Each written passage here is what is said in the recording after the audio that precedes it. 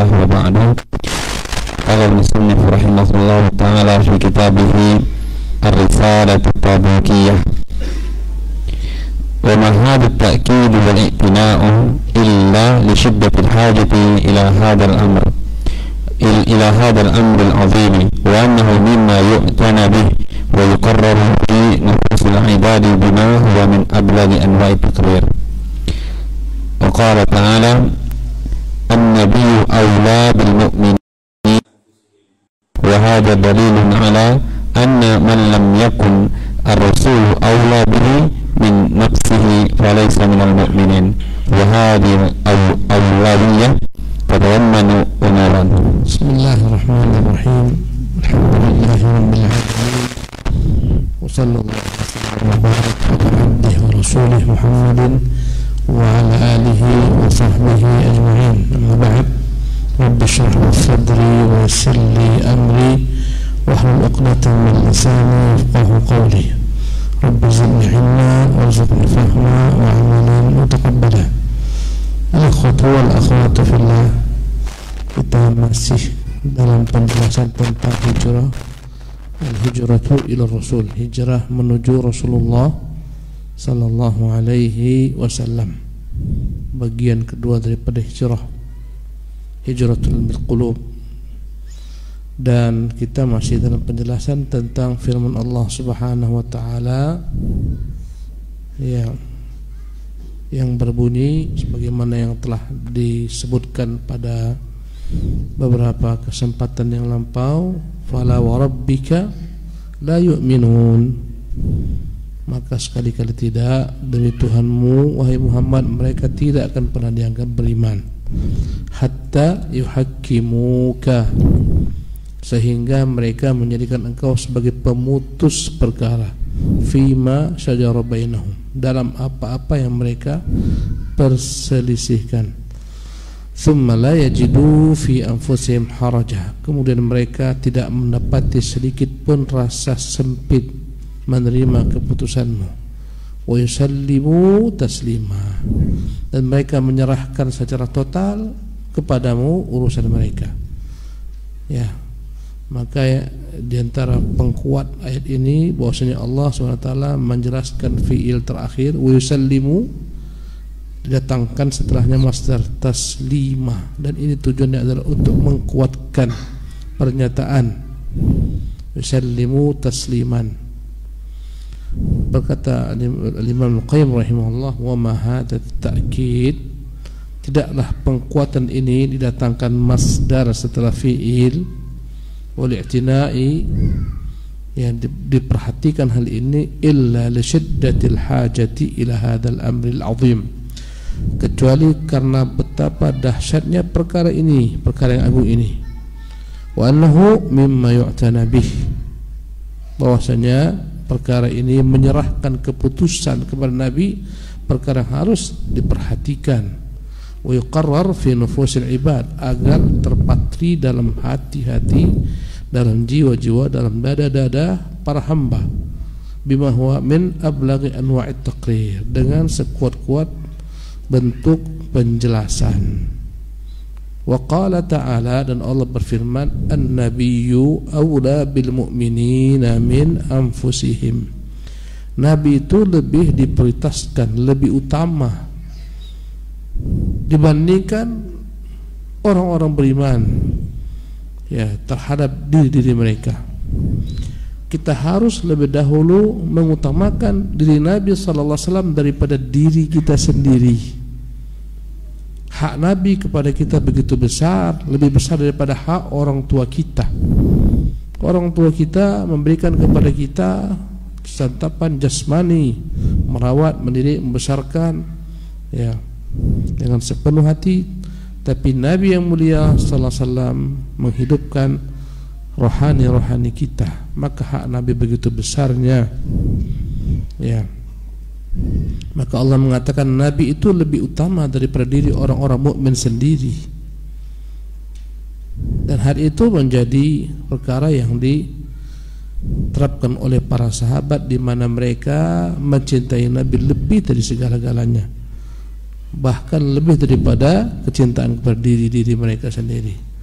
Dan itu telah mereka praktekkan, di mana mereka rela mati untuk Nabi sallallahu alaihi wasallam.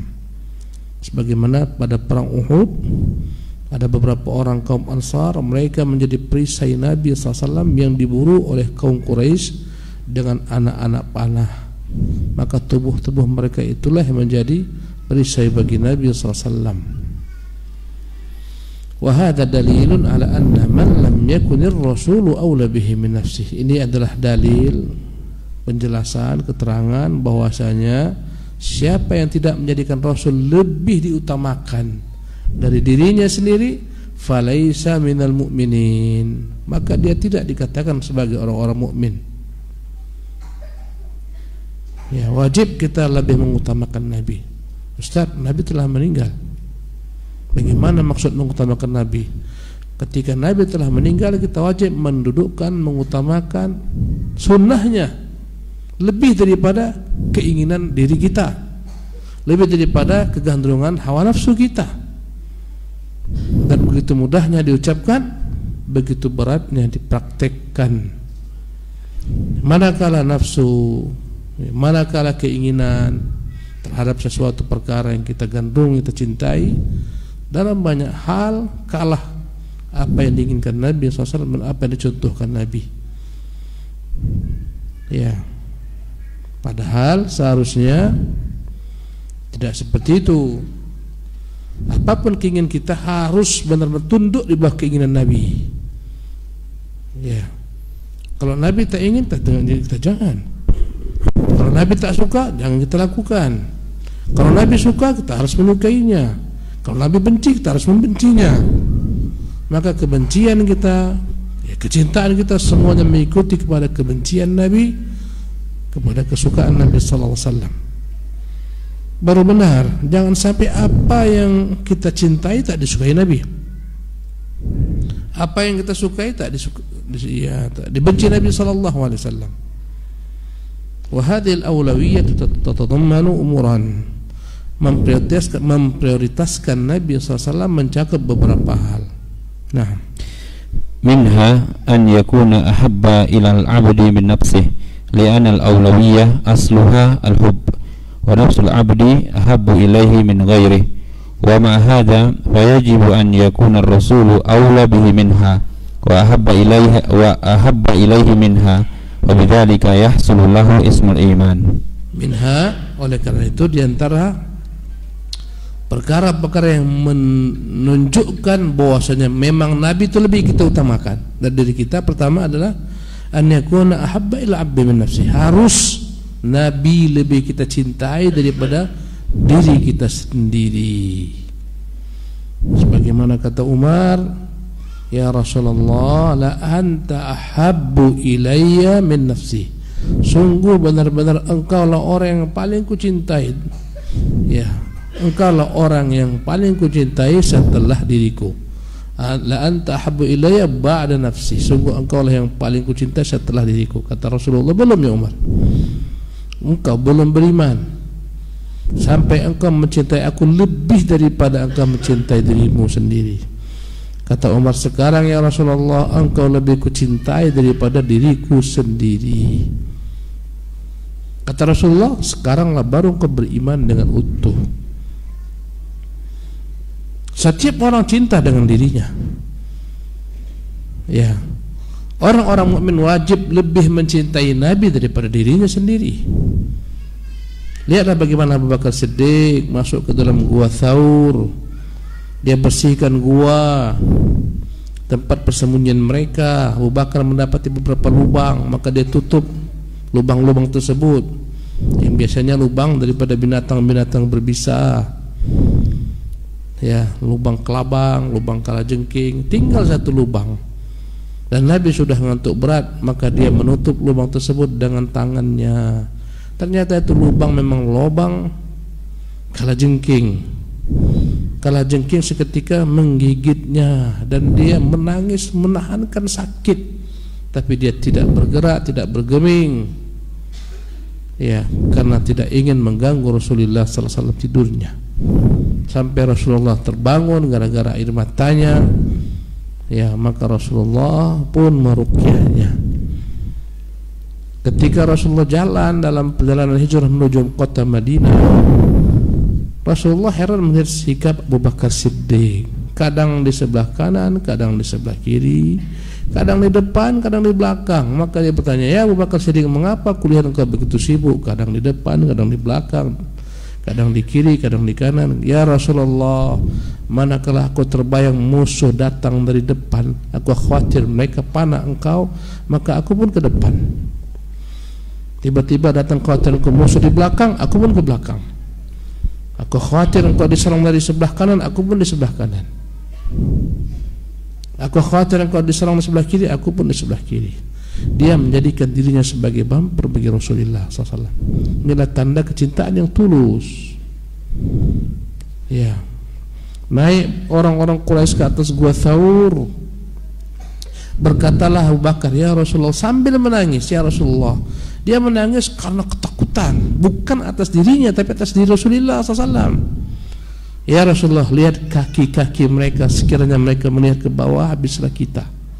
Sambil menangis. Mengapa menangis? Dia takut mati? Tidak, tapi untuk Rasulullah SAW. Maka Rasulullah menghiburnya, berkata, "Ya Abu Bakrin, ma baluka bithnain Allahu thalithuhuma." Abu Bakar, mengapa kau takut? Bagaimana dengan dua orang bila Allah yang ketiga bersamanya?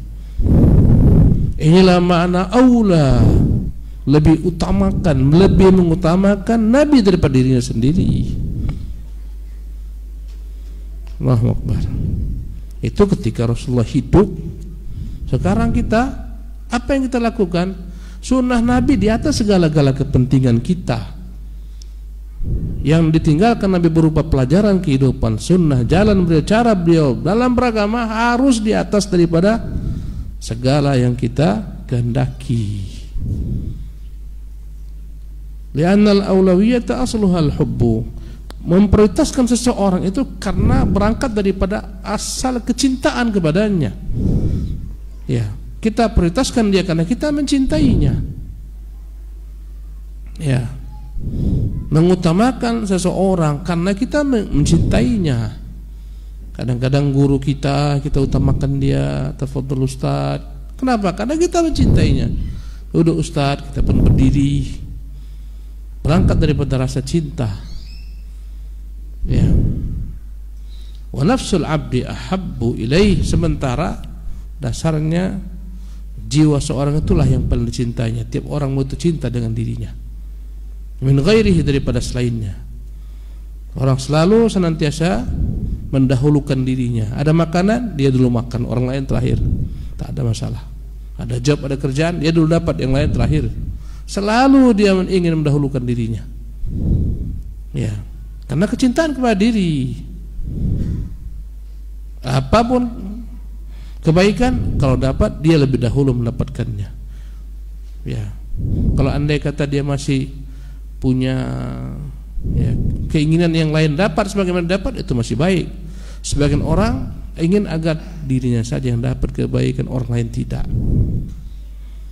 Karena itulah Nabi kita mengatakan, la yu'minu ahadukum hatta yuhibba li akhihi ma yuhibbu li nafsihi. Tidak akan pernah dikatakan salah seorang yang beriman sampai dia mampu mencintai kebaikan bagi saudaranya sebagaimana yang dia inginkan. Kalau kita menikmati makanan lezat, tanda keimanan yang sungguh-sungguh bagi seorang adalah dia ingin teman sampingnya juga makan hal yang sama. Ya, itu masih lebih daripada itu. Kalau dapat orang itu lebih diutamakan pada dirinya.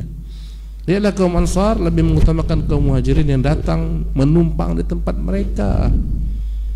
Mereka lebih mengutamakan kebutuhan kaum Muhajirin, sehingga Allah memuji kaum Ansar.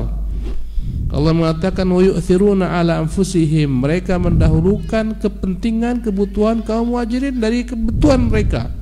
Walau kanat bihim khasasa, walaupun mereka sangat berhajat. Ya, lihatlah sosok sahabat Nabi dan istrinya. Manakala datang seorang tamu Nabi, ketika itu mereka dalam kondisi susah, Nabi bertanya, adakah yang mampu menjamu tamuku ini? Maka dia angkat tangan, saya Rasulullah. Padahal di rumah tak ada makan kecuali makan hanya untuk bayi. Dia undang tamu tersebut, dia beri makan, dimatikan lampu, seolah-olah dia buat makan bersama, padahal dia nggak makan.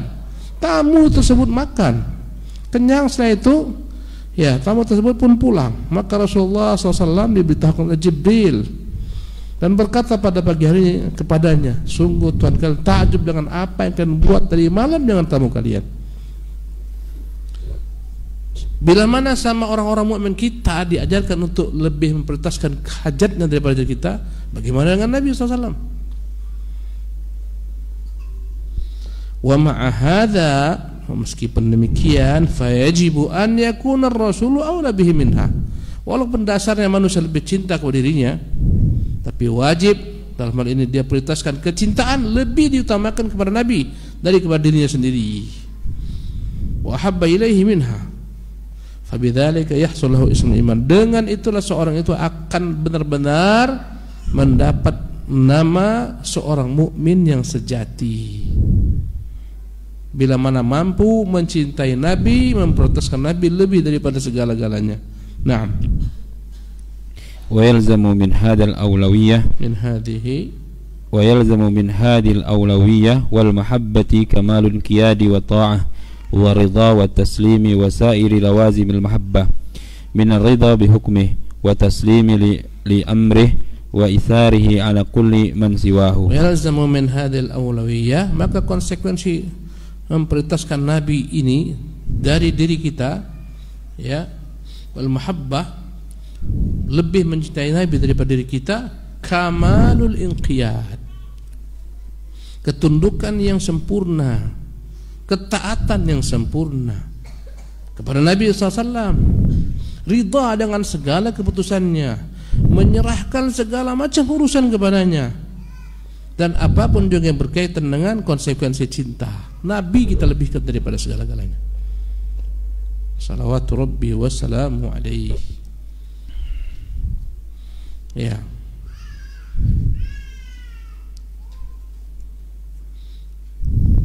Minar ridha bihukmi, di antara konsekuensinya adalah ridha, rela dengan keputusannya, wa taslim li amri, menyerahkan segala macam perkara kepadanya, wa ithari ala kulli man siwah, mendahulukannya dari semua orang selain dia sallallahu alaihi wasallam. Kata Nabi, la yu'minu ahadukum, tidaklah beriman seseorang hatta akuna ahabba ilaihi, sampai aku lebih dicintainya, ya, min nafsihi, daripada dirinya, wa waladih, dan dari anak-anaknya, wa walidih, dan dari ayah-ayahnya, wan nasi ajma'in, dan dari seluruh manusia. Wajib Nabi lebih kita cintai dari segala-galanya. Beliau telah meninggal, kecintaan kepada dia tetap bersarang dalam hati kita. Bagaimana mengaplikasikan cinta tersebut setelah beliau meninggal? Wajib mendahulukan sunnahnya dari segala sesuatu. Manusia, ya, banyak mereka mendahulukan keputusan nenek moyang mereka, adat istiadat mereka. Nabi buat satu keputusan bertentangan dengan keputusan nenek moyang, bertentangan dengan keputusan adat istiadat, bertentangan dengan keinginan orang banyak. Kalahlah sunnah Nabi SAW.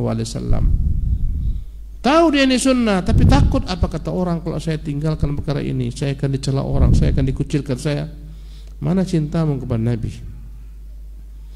Nabi lebih daripada itu, bukan hanya dikucilkan, diusir dari negerinya, ingin dibunuh, dilempari.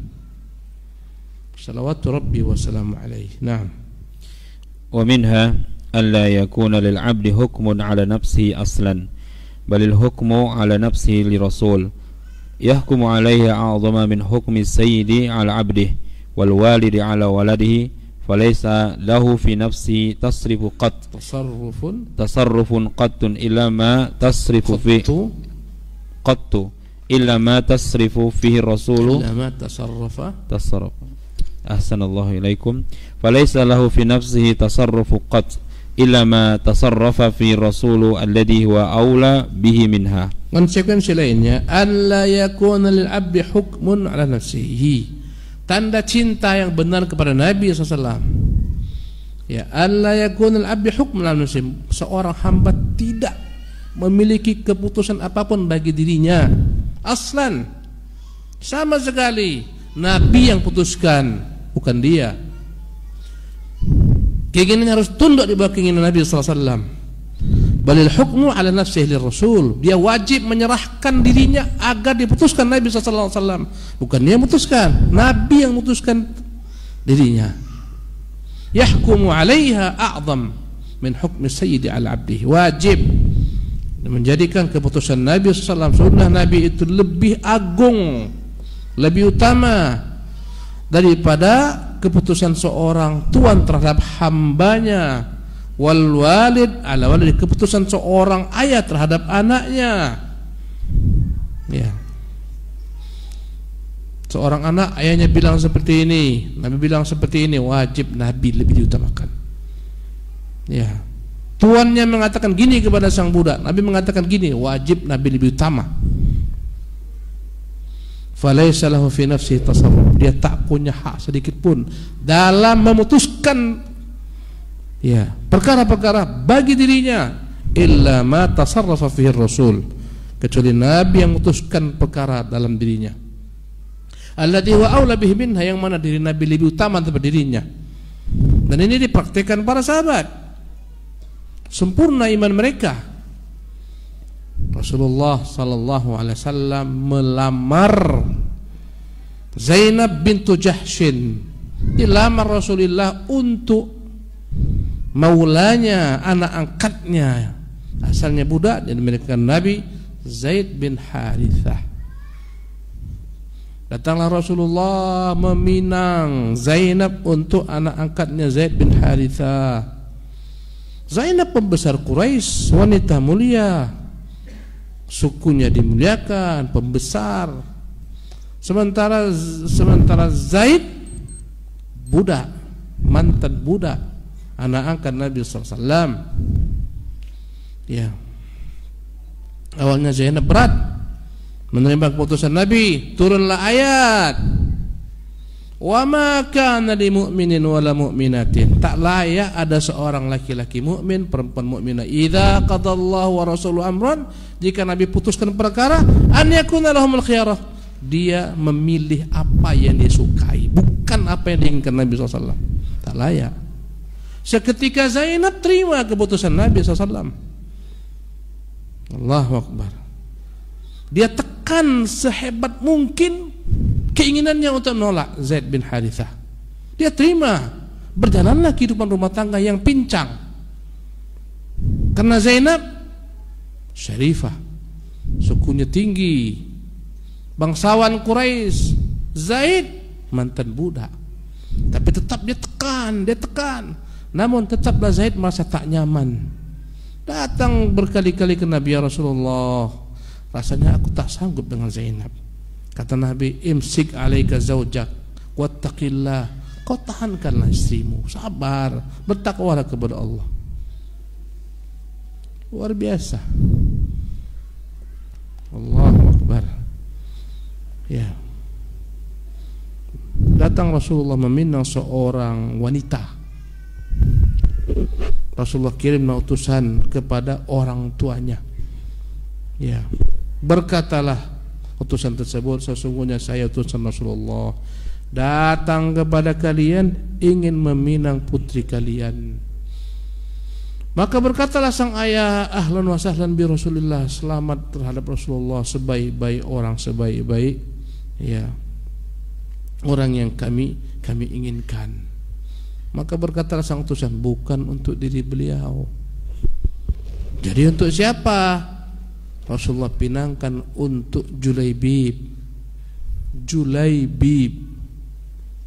Maka mereka pun berkata, Julaibib, kalau begitu tunggu sebentar. Aku belum syarat sama ibunya. Julaibib ini seorang sahabat Nabi yang tidak tampan, tak rupawan, tak terkenal, bukan saudagar, bukan tajir, bukan konglomerat, orang biasa-biasa saja. Nabi selalu bergurau dengannya. Kadang-kadang di pasar Nabi dari belakang peluk dia, tutup matanya. Nabi berkata, hei kaum muslimin, siapa mau beli budak? Dia berkata, ya Rasulullah, bagaimana saya kau katakan budak? Kata Rasulullah, bukankah kau budak Allah SWT?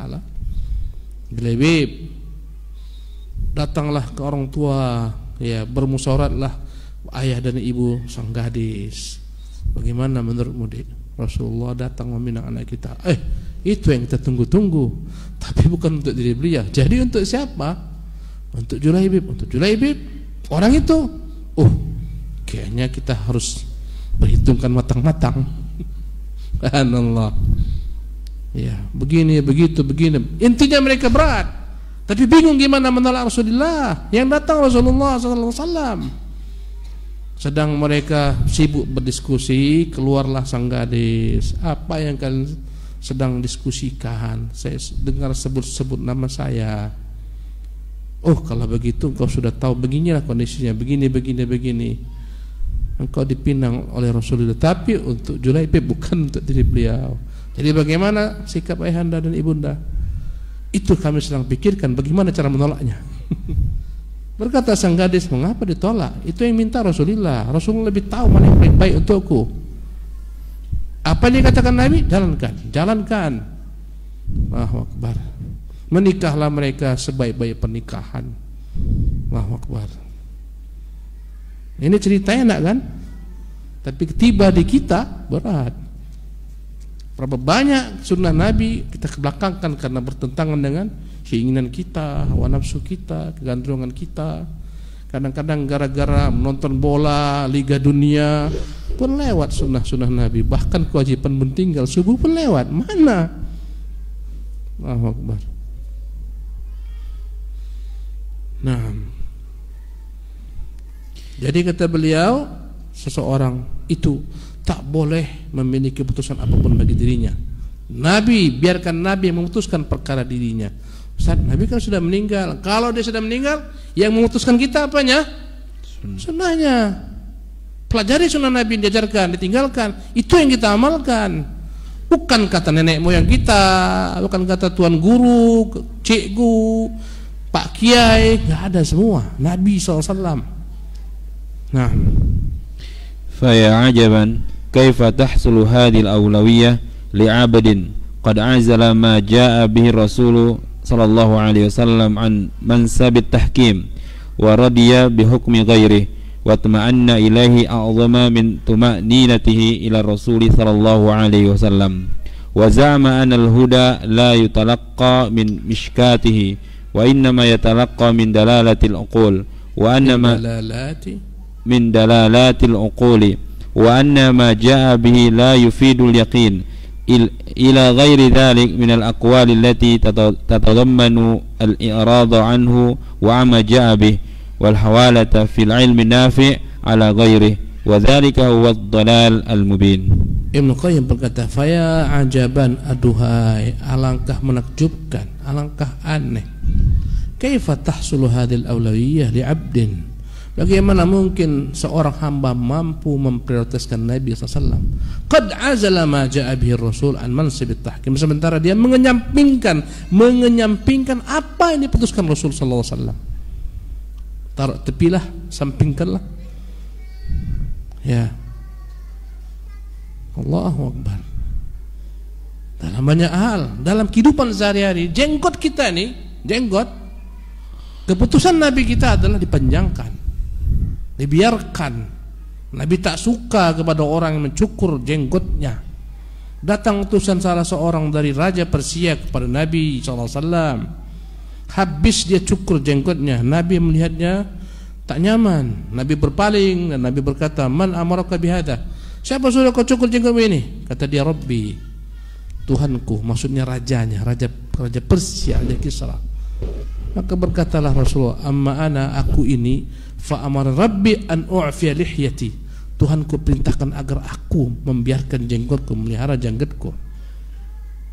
Nah, coba lihat diri kaum mukmin. Alah Ustaz, sunnahnya itu Ustaz, jenggot itu sunnah, tak wajib. Subhanallah. Coba bilang sunnah.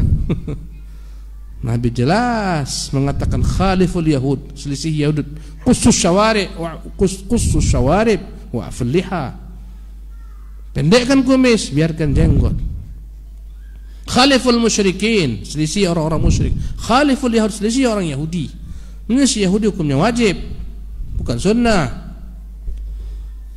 Para sahabat mengetahui gerak-gerik Nabi membaca doa sebelum Fatihah dari gerakan-gerakan jenggot yang mereka dari belakang.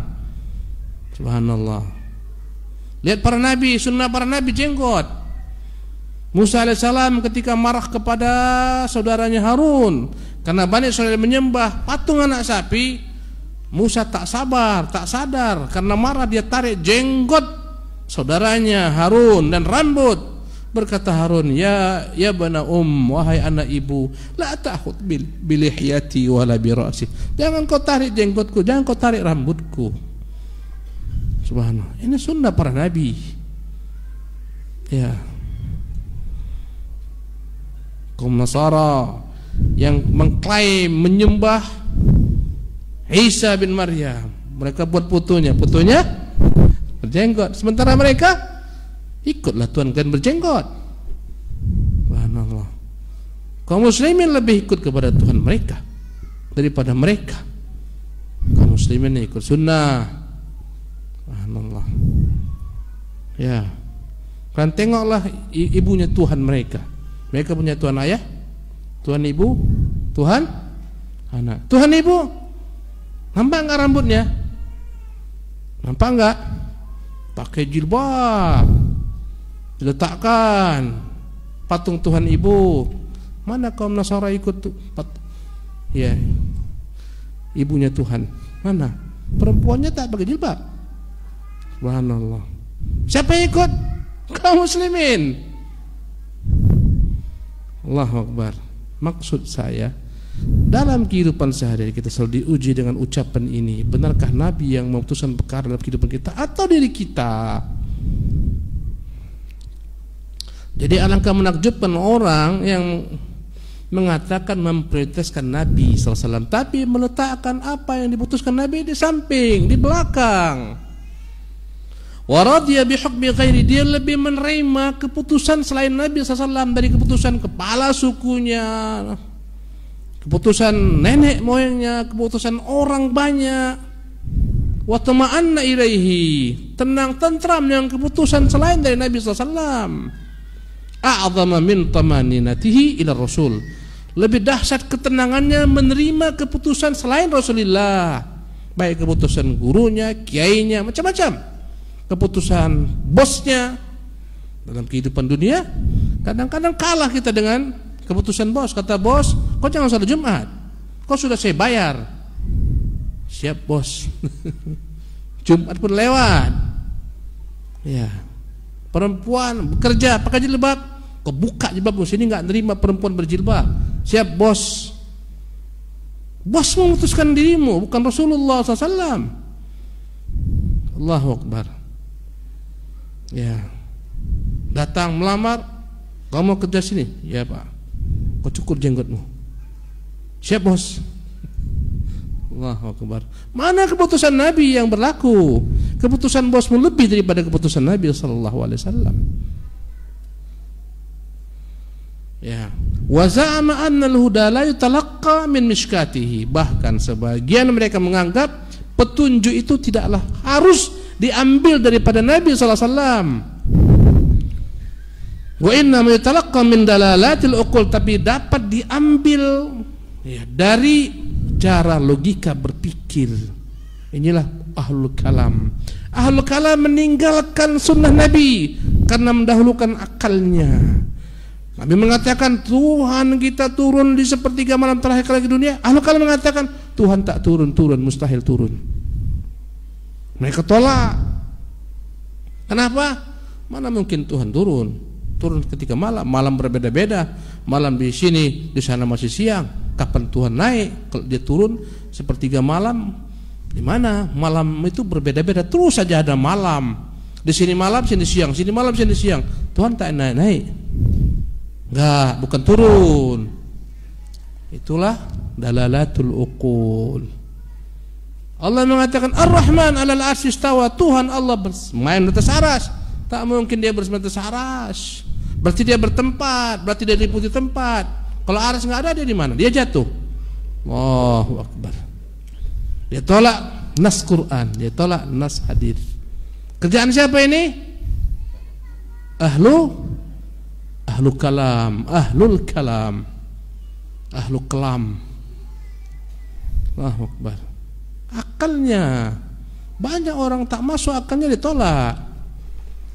Keterangan dari Nabi, lalat kalau masuk ke dalam bejana, celupkan, tenggelamkan, ambil, buang, minum. Itu jangan disia-siakan, jangan dibuang. Masa sudah masuk lalat diminum? Ini sunnah Nabi. Tak percayalah aku. Siapa mau udah masuk lalat, buanglah semua. Allahu Akbar. Akalnya di depan. Bukan Nabi yang membuat keputusan. Allahu Akbar, tapi akalnya.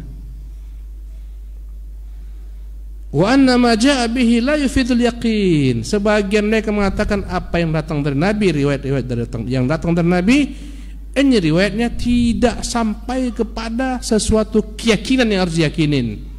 Maksud mereka menolak hadis-hadis yang ahad. Hadis itu dibagi dua. Dari sisi banyak sedikitnya perawinya. Yang pertama namanya hadis mutawatir, hadis yang diriwayatkan oleh banyak orang kepada banyak orang, mutawatir. Dan itu hadis mutawatir sedikit. Ya. Yang paling banyak adalah hadis ahad. Hadis ahad adalah hadis yang diriwayatkan oleh 1, 2 orang, 3 orang, 4 orang kepada 1, 2, 3 orang terus.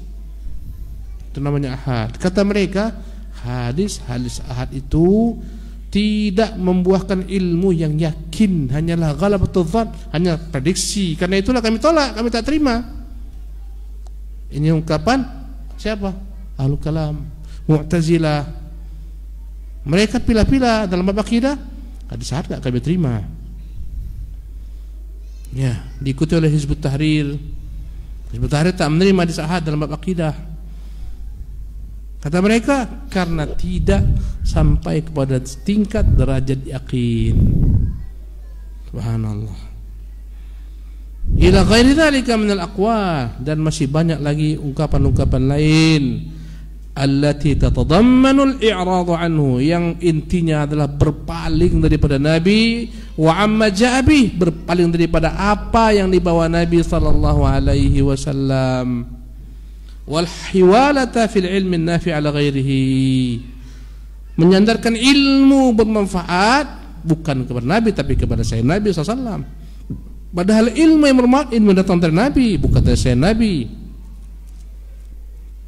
Mereka sandarkan ilmu kepada ahlul kalam, kepada falasifa, pada Sokrates, Aristoteles, ya, Plato. Itu kesana mereka sandarkan.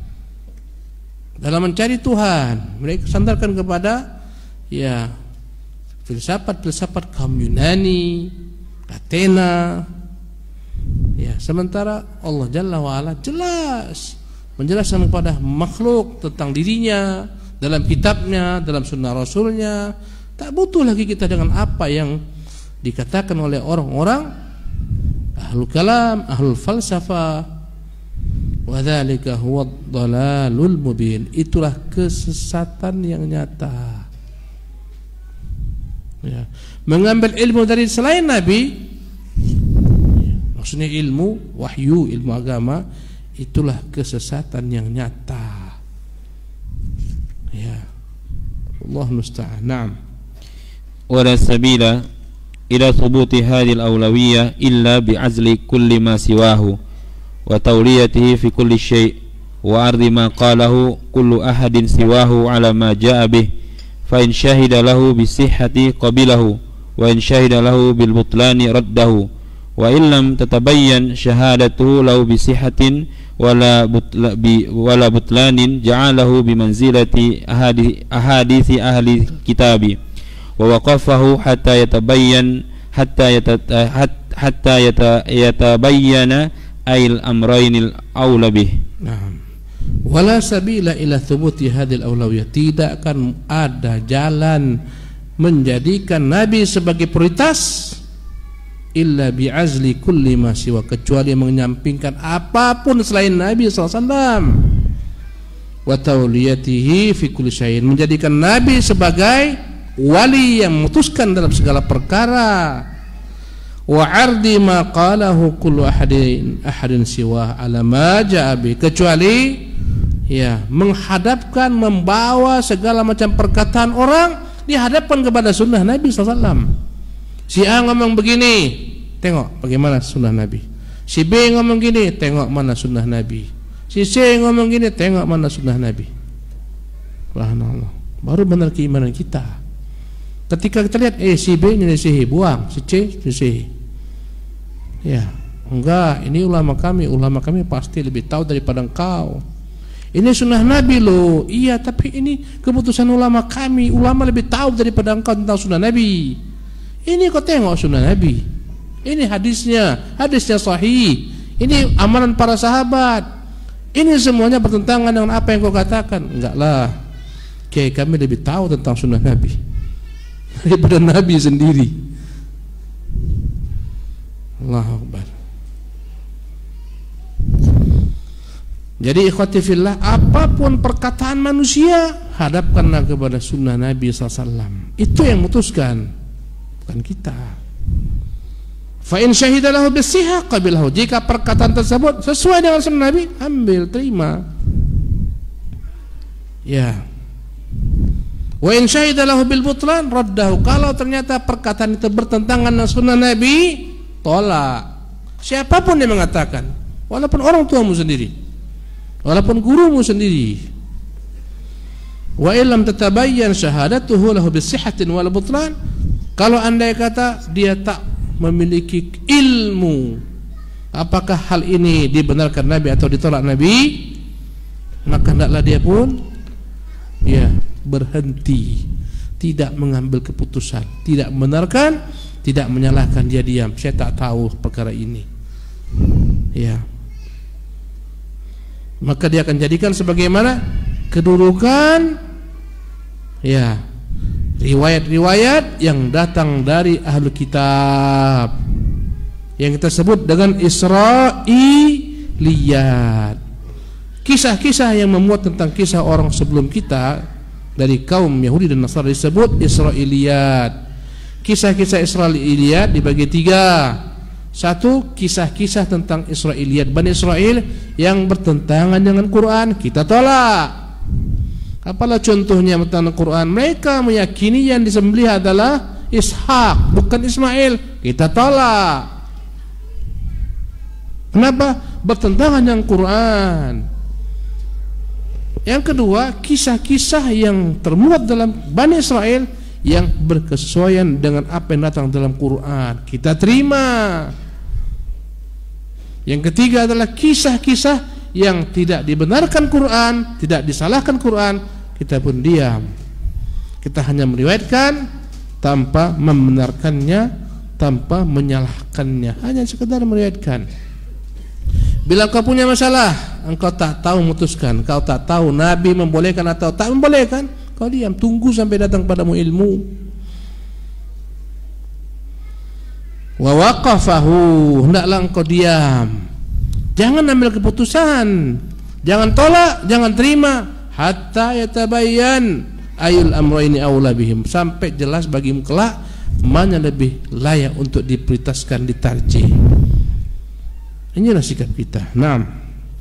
Faman salaka hadhihi tariqah istaqama lahu safarul hijrah wa istaqama lahu wa amaluhu wa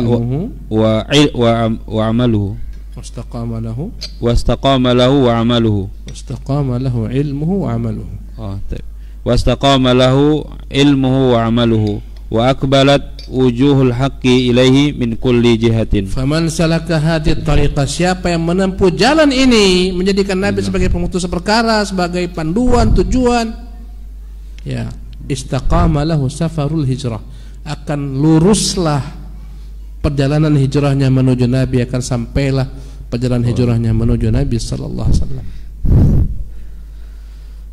Ya, kalau sudah sempurna sampai ke Nabi, Nabi akan beri syafaat, Dia akan mereguk daripada telaga Nabi nanti di padang mahsyar. Ya, Nabi menunggunya nanti di padang mahsyar, di haud. Wastaqama lahu ilmuhu amaluhu, akan lurus pula lah ilmunya dan akan lurus pula lah amalannya. Karena semuanya mengikuti Nabi, mengikuti keputusan Nabi. Wa aqbalat wujuhul haqqi ilaihi, maka kebenaran akan datang kepadanya min kulli jihad, dari segala macam arah datanglah kebenaran dan dia di atas kebenaran. Paham kawan-kawan sekalian? Paham ya? Insyaallah. Naam. Berapa sisa waktu kita? Habis. Sampai di sini dulu materi kita, kawan-kawan sekalian, dalam penjelasan bagaimana berhijrah kepada Nabi sallallahu alaihi wasallam. Insyaallah kita lanjutkan di kesempatan yang akan datang. Semoga Allah Jalla wa Ala senantiasa memberikan kepada kita taufik, istiqamahan dalam menimba ilmu, mengamalkannya agar hijrah kita sempurna. Hijrah kita menuju Allah, hijrah kita menuju Rasulullah sempurna. Wallahu ta'ala alam wa sallallahu wasallam wa barak ala abdihi wa rasulihi Muhammad.